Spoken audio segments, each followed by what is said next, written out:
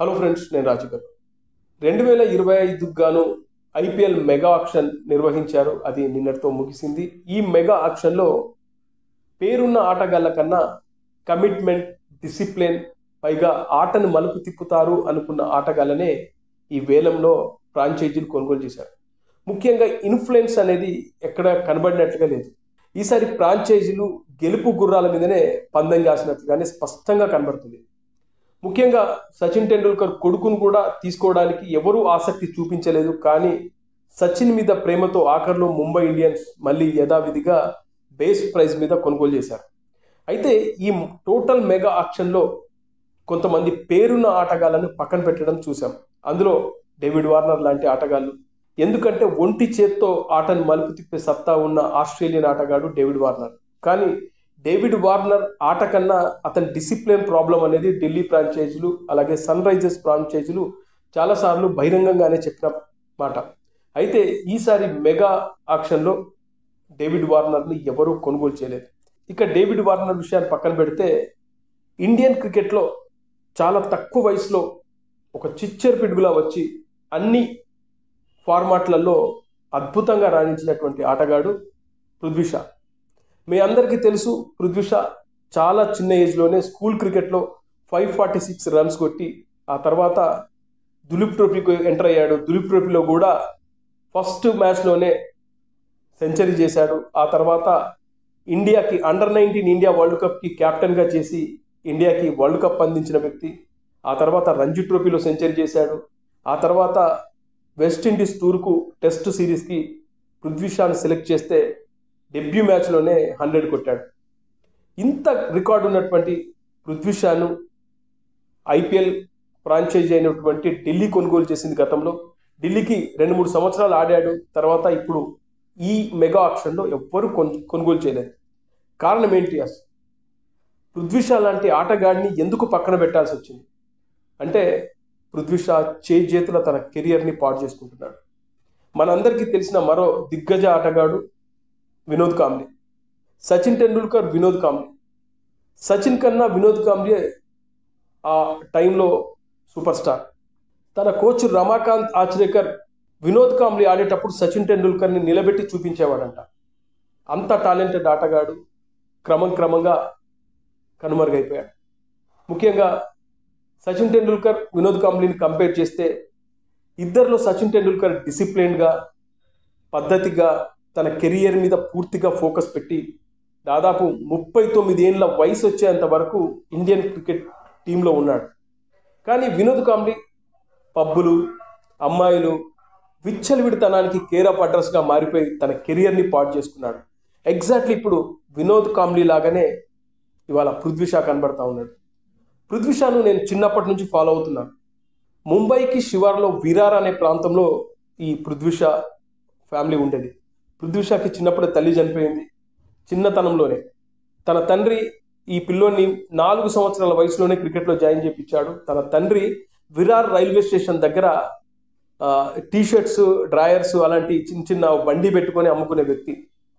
తన కొడుకు క్రికెట్లో చాలా పెద్ద ఎత్తున ఎదుగుతాడు అని నమ్మి తనని దాదాపు 2 గంటలు ప్రయాణం చేసి మెట్రో రైల్లో బాండ్రాకి తీసుకొచ్చి అక్కడ కోచింగ్ ఇప్పించేవాడు. క్రమంగా ఇతని ఆట చూసి ఒక శివసేన ఎమ్మెల్యే ఇతనికి హెల్ప్ చేస్తే తన సంబంధించినటువంటి అపార్ట్మెంట్లో ఒక రూమును ఇచ్చేసి అక్కడే పృథ్వీ షా ఉంటూ ప్రాక్టీస్ చేసుకుంటూ స్కూల్ క్రికెట్లో కూడా ఎమ్మెల్యే సహకారంతో స్కూల్ క్రికెట్లో జాయిన్ అయ్యాడు. స్కూల్ క్రికెట్లో సంచలనాన్ని క్రియేట్ చేశాడు. 546 రన్స్ కొట్టిన తర్వాత తన కెరియర్ కంప్లీట్గా మారిపోయింది. ఎస్జీ సంస్థ అంటే అవి బ్యాట్స్ కానీ ప్యాడ్స్ కానీ అంటే స్పోర్ట్స్కి సంబంధించినటువంటి ఎస్జీ కంపెనీ ఈయనకు స్పాన్సర్షిప్ ఇచ్చింది. ప్రతి సంవత్సరం 6 లక్షల రూపాయల స్పాన్సర్షిప్ కూడా ఇచ్చింది.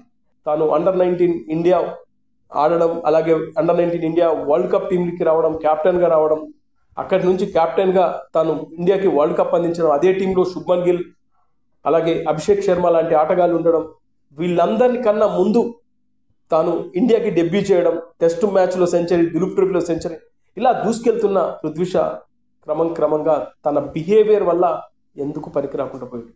కారణం పృథ్వీ షా అంటే అతి చిన్న వయసులో క్రికెట్ స్టార్ట్ చేసిన తర్వాత పేదరికం అంటే కనీసం 100 రూపాయలు కూడా లేని పరిస్థితి వాళ్ళ తండ్రి చూశాడు. అక్కడి నుంచి ఇవాళ కోట్ల రూపాయల సంపాదన. ఐపీఎల్ ఫ్రాంచైజీ ఢిల్లీకి ఆడుతూ ఉంటే 2.5 కోట్లు, ఆ తర్వాత రిటెన్షన్లో మళ్ళీ 6 కోట్లు, ఇలా డబ్బుకు కుదవలేకుండా పోయింది. ఇక్కడే పృథ్వీ షా దారి తప్పాడు. తన తండ్రి కూడా చిన్నప్పటి నుంచి ఒక్కరోజు సరిగ్గా మ్యాచ్ ఆడకపోతే కొట్టి తిట్టి తనను దారిలో పెట్టిన తండ్రి కూడా డబ్బులు వచ్చిన తర్వాత ఇంకేంటి నా కొడుకు పైకి వచ్చాడని చెప్పేసి తన తండ్రి కూడా లైట్ తీసుకోవడం పృథ్వీ షా కెరియర్ గాడి తప్పింది. అతను డోపింగ్ టెస్ట్లో కూడా దొరికిపోయాడు. డ్రగ్ తీసుకుంటున్నాడని చెప్పేసి డోపింగ్ టెస్ట్ చేస్తే దాంట్లో దొరికిపోయాడు. కానీ దానికి వాళ్ళు వేరే కారణం చెప్పారు. ఏదో హెడ్ఏక్ సంబంధించి టాబ్లెట్ తీసుకోవడం వల్ల అలా జరిగింది, నేను డ్రగ్స్ తీసుకోలేని చెప్పడం, 1 సంవత్సరం పాటు నిషేధించడం, ఆ తర్వాత మళ్ళీ టీంలోకి కంబ్యాక్ అవ్వడం, టీంలోకి వచ్చిన తర్వాత ఆస్ట్రేలియా టూర్లో పర్ఫార్మెన్స్ సరిగ్గా చేయకపోవడం, అప్పుడే ఇంజురీ అవ్వడం, ఆ తర్వాత బయటకు రావడం, ఈ పబ్బులని అమ్మాయిలని ఇలా విచ్చలవిడితనానికి కేర్ ఆఫ్ అడ్రస్గా మారిపోయి exactly same to same Vinod కాంబ్లీలాగా తన కెరియర్ని పాడు చేసుకున్నాడు. ఇవాళ తనతో పాటు కెరియర్ స్టార్ట్ చేసినటువంటి అభిషేక్ శర్మ ఇవాళ సన్ రైజర్స్ టీంలో ప్రధాన ఆటగాడు. అలాగే మీ అందరికి తెలుసు శుభ్మన్ గిల్. మరి అలాంటి పృథ్వీ షా ఇవాళ వెనుకబడిపోతే శుభ్మన్ గిల్ ఇవాళ టాప్ స్టార్ అయ్యాడు. ఇలా పృథ్వీ షా తప్పెనక తప్పు చేసుకుంటూ పోతున్నాడు. తండ్రి మాట కూడా వినలేని పరిస్థితిలో ఉన్నాడు. అందుకే అతని ఇప్పుడు గతంలో పృథ్వీ షాని ఇప్పటి పృథ్వీ షాని చూస్తే గుర్తుపట్టకుండా తయారయ్యాడు. మొన్ననే రంజీ ట్రోఫీ టీంలోంచి కూడా బయట పెట్టేశారు. కారణం ఏంటంటే టైంకు ప్రాక్టీస్కి రాడు, ప్రాక్టీస్కి వచ్చినా కూడా నిర్లక్ష్యంగా ప్రాక్టీస్ చేస్తాడు. అందుకే ముంబై రంజీ ట్రోఫీ నుంచి అతను పక్కన పెట్టారు. అలాగే ఐపీఎల్ ఫ్రాంచైజెస్ కూడా కొనకపోవడానికి కారణం ఏంటంటే ఢిల్లీ టీంతో ట్రావెల్ అవుతున్నప్పుడు స్కోరు పడ్డ రోజున ప్రాక్టీస్ ఎక్కువ చేస్తాడు, స్కోరు రాని రోజున అస్సలు ప్రాక్టీస్కే రాడు అని చెప్పేసి అతని మీద కంప్లైంట్. సో రీకీ పాంటింగ్ కూడా, అంటే ఢిల్లీ క్యాపిటల్స్కి బ్యాటింగ్ కోచ్గా ఉన్నటువంటి రీకీ పాంటింగ్ కూడా తనను సరిదిద్దే పని చేశాడు. ఎన్నోసార్లు ఆయనకి నచ్చజెప్పే ప్రయత్నం చేశాడు, ఇలా కాదు నువ్వు ఇలా ఉండాలని చాలామంది చెప్పే ప్రయత్నం చేశాడు. కానీ పృథ్వీ షా ఎప్పటి మాట వినకుండా ఇలా తయారవడంతో ఇవాళ ఫ్రాంచైజీలు ఏం చూస్తున్నారంటే టీం వాతావరణాన్ని పాడు చేయని వ్యక్తులను చూస్తున్నారు, సేమ్ టైం కమిట్మెంట్ చూస్తున్నారు, సేమ్ టైం డిసిప్లిన్తో పాటు అవసరమైన పరిస్థితుల్లో ఒక ఓవర్లో 20-22 కొట్టాలన్నా కొట్టే ఆటగాన్ని ఇవాళ ఫ్రాంచైజీలు కొనుగోలు చేస్తూ ఉన్నారు. ఎందుకంటే ఇది కోట్ల రూపాయలతో కూడుకున్న వ్యాపారం. అందుకే ఇవాళ ఎవడైతే నా టీముని గెలిపిస్తాడో వాళ్ళకు ఎంతైనా ఖర్చు పెట్టడానికి ముందున్నారు. ఇవాళ చూస్తే శ్రేయస్ అయ్యర్కి ఎన్ని కోట్లు ఖర్చు పెట్టారు, రిషబ్ పంత్కి ఎన్ని కోట్లు ఖర్చు పెట్టాడు. అందుకే ఇవాళ ఆటలో చాలా చాలా ముఖ్యమైనది ఏంటంటే డిసిప్లిన్, క్యారెక్టర్. ఆటల తర్వాత నీకు డిసిప్లిన్ ఉంటే ఆటోమేటిక్గా ఆట ఆడాలనే మనస్తత్వం వస్తుంది. అందుకే ఇవాళ పృథ్వీ షాని చూస్తూ ఉంటే నిజంగా చాలా చాలా బాధేస్తూ ఉంది. ఎందుకంటే పృథ్వీ షా ముందు సింపుల్గా చెప్పాలంటే యశస్వి జైస్వాల్ బచ్చా, కానీ ఇవాళ యశస్వి జైస్వాల్ ఎక్కడున్నాడు? ఒక టెంట్లలో పడుకున్న వ్యక్తి. మీ అందరికీ తెలిసే ఉంటుంది Yashasvi Jaiswal life style. UP నుంచి వచ్చి ముంబైలో ఎవ్వరు కూడా తన సొంత చిన్నాన్న వాళ్ళు కూడా దగ్గర తీయని పరిస్థితులు. ఎందుకంటే కారణం ముంబైలో చిన్న చిన్న ఇరుకిరు గదులు, వాళ్ళు ఉండడానికి సరిపోలేని ప్లేస్లో వీడెక్కడ ఉంటాడని చెప్పి వాళ్ళని తీసుకెళ్ళి ముంబైలో ఆజాద్ మైదాన్ అని ఉంటుంది. ఆజాద్ మైదాన్లో క్రికెట్ సంబంధించినటువంటి మ్యాట్లు కానీ స్టంప్స్ కానీ వాళ్ళకి సంబంధించిన సామాగ్రి పెట్టుకోవడానికి చిన్న చిన్న టెంట్లు రూములు ఉంటాయి. ఆ రూములలో పడుకొని కష్టకాలం తెలుసుకున్న వ్యక్తి. అంటే తినడానికి తిండి లేదు, వర్షాలు వచ్చినా మీ అందరికీ తెలిసే ఉంటుంది అనుకుంటా, కొన్ని సంవత్సరాల కిందట ముంబైలో దాదాపు 15% వర్షపాతం నమోదైంది. ఆ టైంలో ఎక్కడికక్కడ రోడ్ల మీద వెహికల్స్ అన్ని ఆగిపోవడం, మునిగిపోవడం.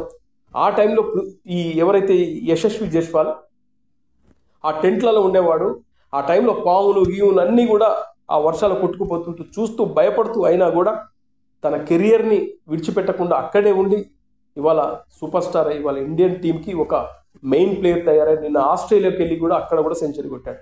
అంటే ఇదంతటి కారణం ఏంటంటే కసి, పట్టుదల, నేను సాధించాలనే మనస్తత్వం, డిసిప్లిన్. కానీ ఆ డిసిప్లిన్ పృథ్వీ షాకు మిస్ అయింది. అందుకే ఇవాళ పృథ్వీ షాని ఏ ఫ్రాంచైజ్ కూడా కొనడానికి సిద్ధంగా లేదు. ఇది చూసైనా కూడా పృథ్వీ షాలో మార్పు వస్తే ఖచ్చితంగా మళ్ళీ ఆయన కంబ్యాక్ చేస్తాడు. ఎందుకంటే ఈ ఇండియన్ డొమెస్టిక్ క్రికెట్లో పృథ్వీ షా చాలా చాలా టాలెంటెడ్ క్రికెటర్. కానీ ఎందుకో తనను సరిగ్గా గైడ్ చేసే వాళ్ళు లేకున్నా, లేదా ఎందుకు ఇలా తయారైందో తెలియదు. కానీ పృథ్వీ షా కంబ్యాక్ వస్తే నిజంగా చాలా బాగుంటుంది. మరి వస్తాడా? వెయిట్ చేద్దాం.